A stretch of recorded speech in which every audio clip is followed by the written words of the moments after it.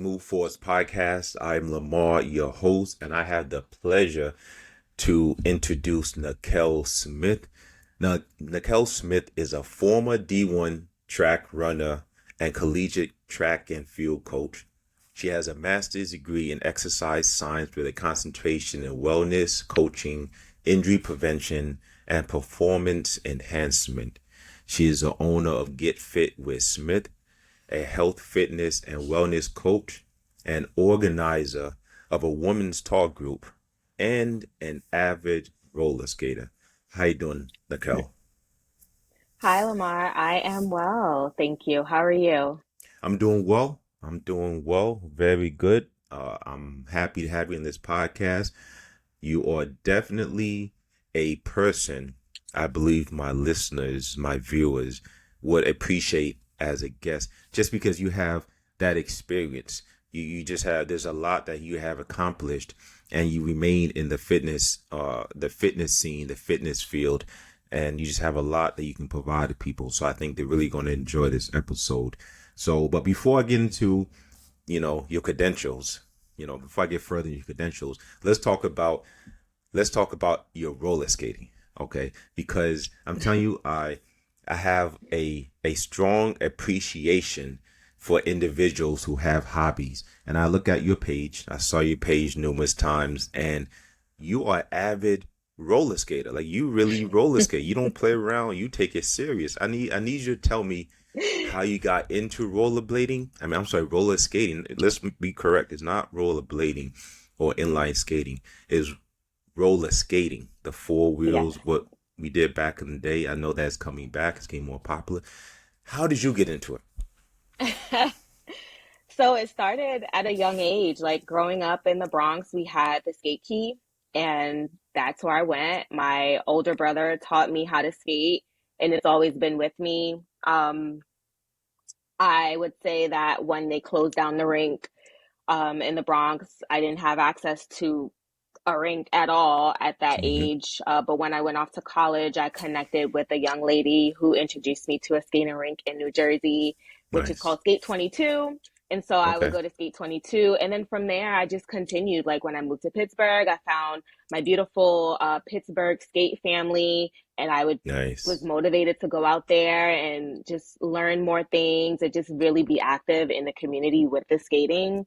And now that I'm in the DMV, there's a skate community here as well. And over the years, I've met some beautiful people, made some amazing connections, which has also allowed me to travel. They have these skate parties. They're in different cities, different states, and stuff. So it's just Nice. exciting. Like I love to travel. I love to meet new people and get to know folks. So Nice. it's easy for me to just stay involved. It's active.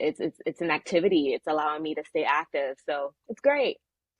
And I like what you said because I'm gonna be honest. I'm gonna be honest with you. I personally enjoy going to the gym. I enjoy exercising, but not everyone, and I'm pretty sure you enjoy exercising too, or a lot of people, but not everyone enjoys going to the gym, putting weight on the bar and bench pressing or squatting or doing lunges. But if you can find an activity which is burning calories, working those muscles, and is fun, it's a win situation. It's a win-win situation. And it's like taking an aerobics class, a dance style aerobics class, or going inline skating. And I'm like he's saying inline skating. Cause I used to inline skate a little bit back in the day and I'm thinking Okay. about getting back into it. So I'm not sure yet.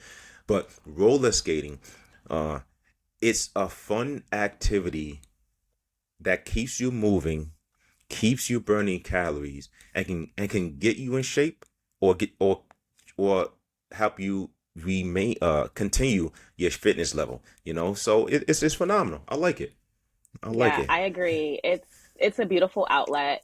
It's a fun way to, if someone's looking to get into fitness or looking to learn a new skill or just challenge themselves, it's Mm-hmm. definitely a great option. Yeah, I agree. I agree. I agree.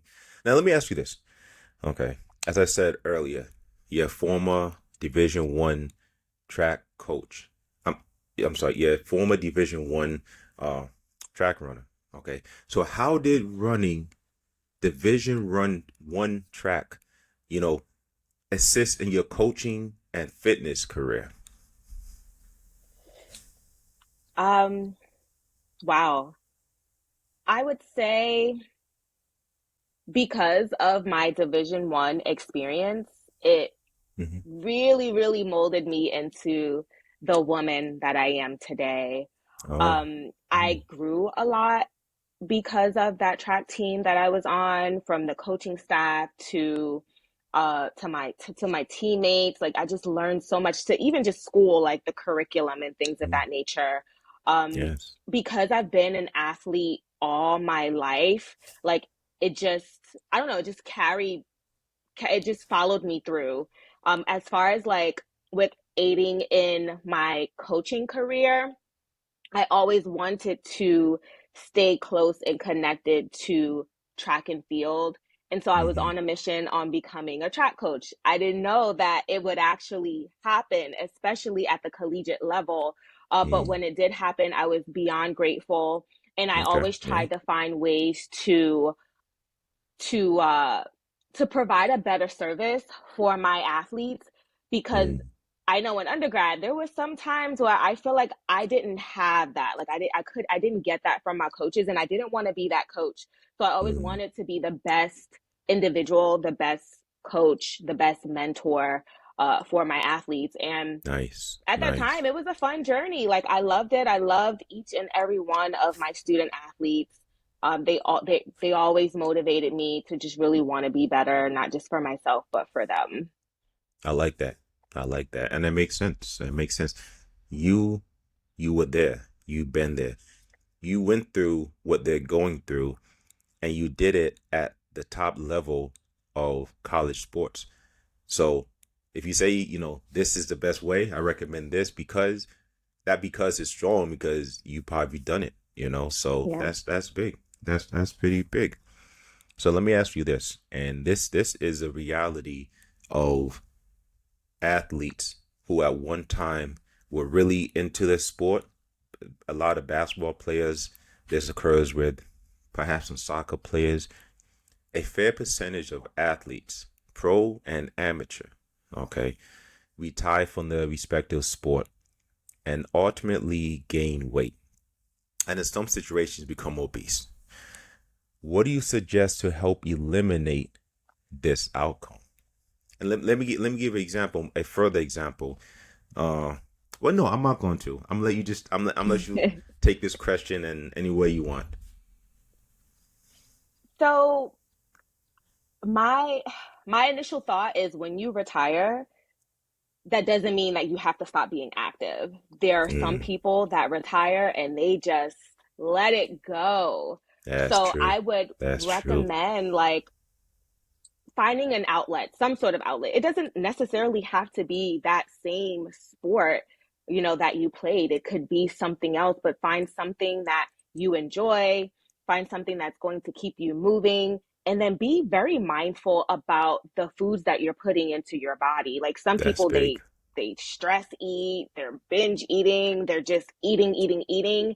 And you want to be mindful about what you're putting into your body. And then another thing is, like, mental health ties into all of this too. Like, some people, when they retire, they go into this funk because they miss what they did, but maybe they physically can't do it at that level anymore.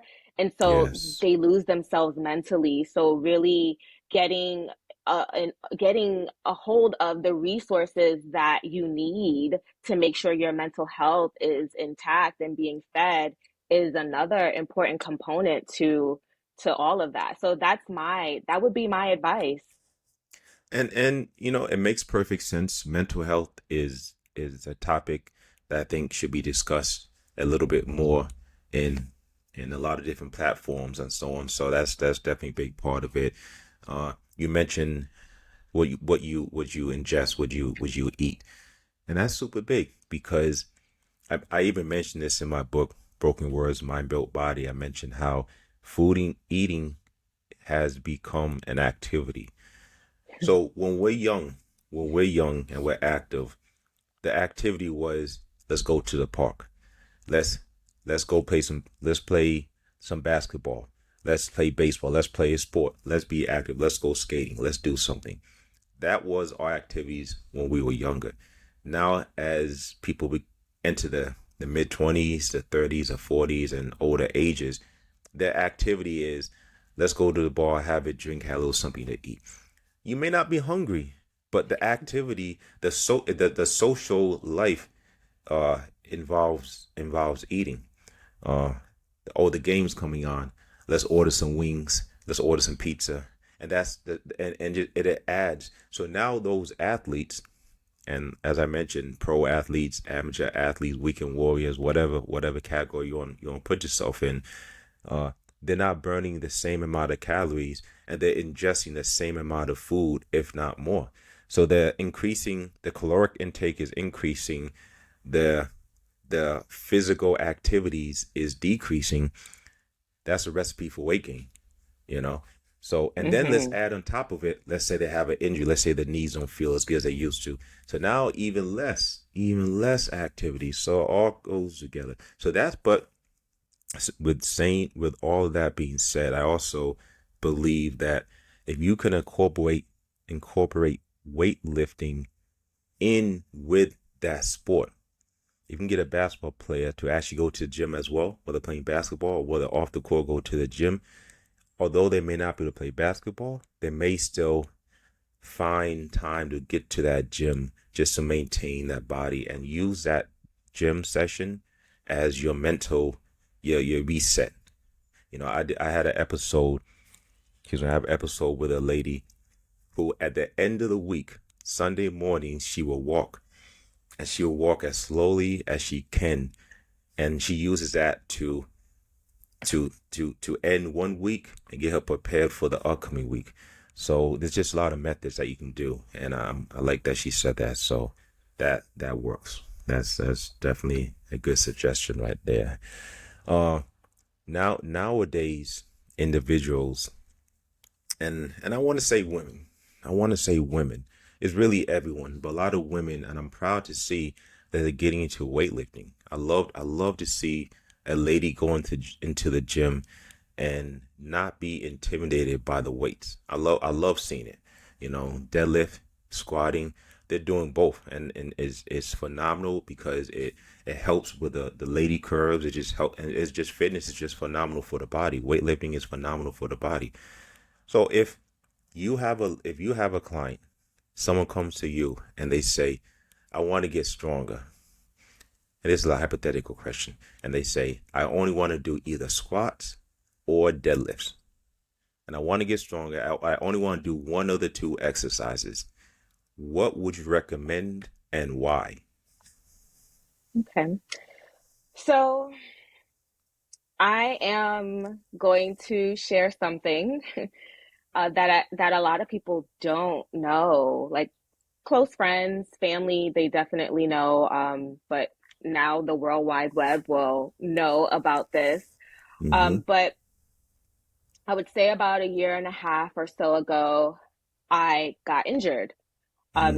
This was my first injury, like very serious. My hamstring detached from the bone and it fell five Wow. centimeters down. Wow. So because of my active lifestyle, my option was to my options were to leave it as it was, or Okay. to get surgery to repair it and quickly get back into how my lifestyle was. So Okay. because I am active, I'm like, well, it has to be fixed. Like I don't Mm-hmm. know. I, I just didn't know what it would be like if I didn't repair a detached hamstring. So strange. Yeah. Yeah. Um, so yeah, a part of my rehab happened to be RDLs and just deadlifts. Okay. And Okay. I didn't truly understand the power of deadlifts until I was forced to like do them all the time. Like I didn't think that my hamstring would the strength would come back. I didn't think that, like, I have track legs, I have running legs. So I didn't think that they would come back to looking the way that they used to Yeah. be. Yeah. And so because it's a full body motion, it sculpted my legs back to the way they needed to be. just a lot of definition, and I'm Hmm. a lot of power. I'm strong. I'm probably stronger than I ever have been. And Wow, I do wow. deadlifts a lot. I do them. Yeah, They are a part of my weekly routine. So I would definitely say deadlifts. It takes away from, that pressure that you're getting on your shoulders and your yeah. back and your Your squat spine, does. Your squat when it does. comes to the squatting. Hmm. So I would definitely say deadlifts. I deadlifts in a sense, this is being overly dramatic, but it saved my life in a It sense. did. Yeah. You know, yeah, yeah. I mean, you're not wrong. You're not wrong. Deadlifts are phenomenal. Deadlifts are popular. They're phenomenal. If you go to a gym, and I actually have someone who's going to be a guest uh on the podcast pretty soon. He owns a gym, and he's the first person who that I know of promoted an open gym, like an open lift. I'm sure other people did it before. I just haven't heard of it prior to him or actually been to any. And the biggest event is the deadlifts. It's just everyone's squatting heavy. There's 500-600 pound benches, but even with those big benches, everyone is gravitating towards the deadlift, and the men, the women, everyone. So it's just cool. So I like that. And let me tell you a story quickly. About a year ago, I pulled my hamstring terribly, terribly, and during football practice. I pulled it terribly. Probably the worst, or the second, probably the worst I ever pulled in my life. And my recovery was two exercises, three things: stretching, leg curls, and deadlifts. And those three activities, of course, in addition to resting it and feeding it, and massaging it. But for stressing it, exercising, it was leg curls and it was deadlifts, because deadlifts, as we all know, works the posterior chain. That's the back. That's Hmm. the glutes and hamstrings, all that good stuff. So it's deadlifts. It's deadlifts. You're right on. You're right on with that answer. It works so much of the body. Plus, it's fun. It's Yeah, it's fun. yeah. You can And make it's, it. Yeah, oh, go ahead. you can make it a social event. Like I said, it's a so get a flyer. Okay, get a flyer and say deadlift party 12 p.m. at this location. You can get 15 people there excited to deadlift. I'm telling you, it's a social event. Social event. It's deadlifts are cool. Everyone go to your local gym and deadlift. You're gonna be happy. Yes, You're gonna be please happy. do. Please Yes, do. yes. Let me. So you've been in fitness for a good amount of time. Collegiate runner, collegiate coach. You have okay. So you have fit with Smith. Is that correct? So it's Get Fit with Smith. Get fit with Smith. Can you tell me Yes. about that? What is that? Oh, yeah. So it's a health, fitness, and wellness business. Okay. I was When I left the collegiate coaching world, Okay. I was really trying to figure out how I could stay connected Mm-hmm. to coaching on Okay. different levels. Like, I didn't want to really just do like the physical piece. I really Okay. wanted to do like the mental piece as well. And that's where the wellness coaching comes in. Gotcha. And Gotcha. I just I sat with myself and I put this together. And so of course my last name is Smith, so that's where the Smith part comes in. Okay.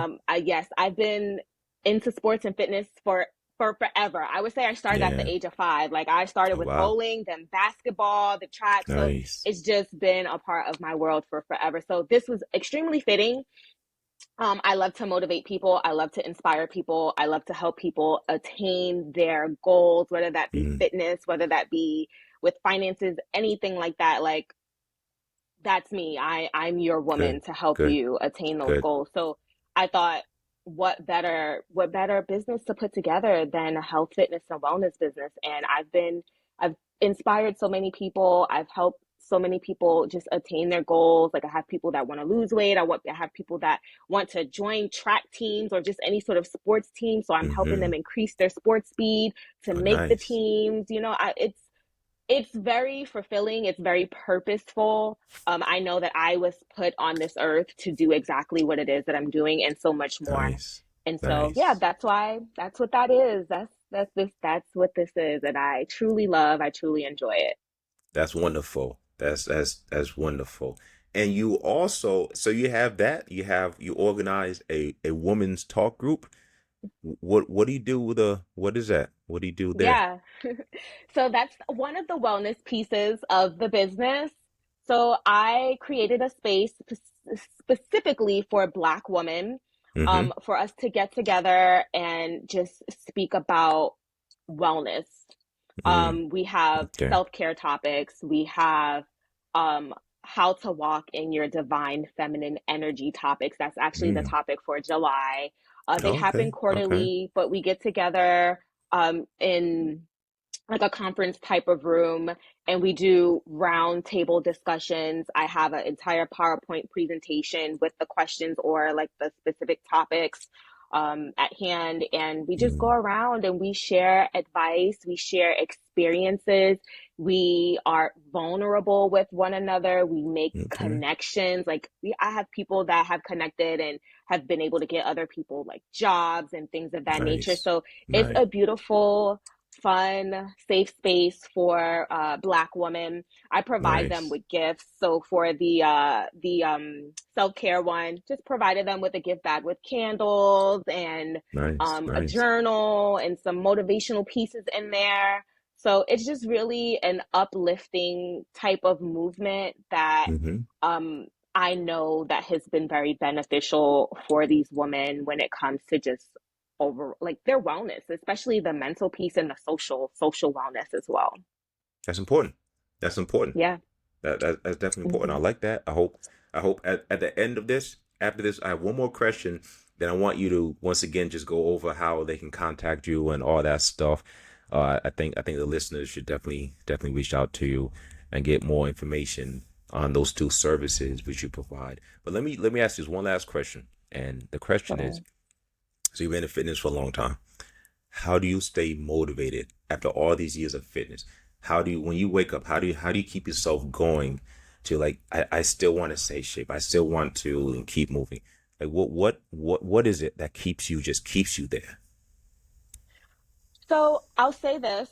One another reason why I started my business is because my parents are my motivation. Like I see, Mm, the health things that they have gone through, and I was like, I have to be that person for as many people mm, as I possibly can be. yes, So with that yes. being said, my parents are like my biggest motivation. Like I see them, and they're doing so much better now. They have incorporated, swimming and going to the Good, gym. Like good. I wrote up a plan for my mom and everything.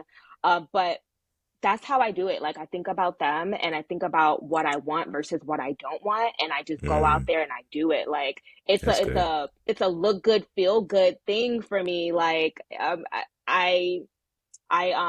and it's a mental thing for me too. Like I notice that if I'm not active, like I'm spiraling downhill, and that's Mm, not what I want. Like I want to be at a state of equilibrium as much as I possibly can, and I know that being fit and just constantly moving, I'm going to get the mental results that I want, and I know that I'm going to get the physical results that I want as well. And I also do it because I know that I motivate a lot of people. Like I have people reach out to me and say, "Oh my goodness, thank you for posting that because you motivated me to do this, you motivated me to do that." And I always always want to be that positive motivational force in people's lives. And so that's how I do it. It's a lot of outside variables, but it's also like I'm consistent, I'm disciplined. This has been instilled in me for so long. So it's for me, I'm a different breed. It's easy for me to just get up and go and do it. good, good, good. Yeah. Excellent, excellent. Well, keep on doing what you're doing. I'm sure there's a whole community out there that really appreciates you, what you're doing, and there's a whole lot more of individuals who's gonna listen to this next section because they want to know how can I contact Nickelle Smith. So please let people know how can they contact you. So the number one platform that I use is Instagram. You can send me a message or you can write Mhm. underneath a post or anything to get my attention. And my handle is FIT_SMIT_. So Perfect. that's fit Perfect. underscore Smith Nickelle, underscore. I appreciate you being on the podcast. Uh, I feel like you have, as I said earlier, you have the knowledge, you have everything. Folks, please reach out to Nickelle Smith. Look at her social media page, ask her questions, inquire into her services, what she does, because it's just for the better of you individually. It was a pleasure. Thank you. I hope we can do another project down the road. And until then, enjoy your day and enjoy your skating. I'll talk to you later. All right. Thank you. Thanks for having me.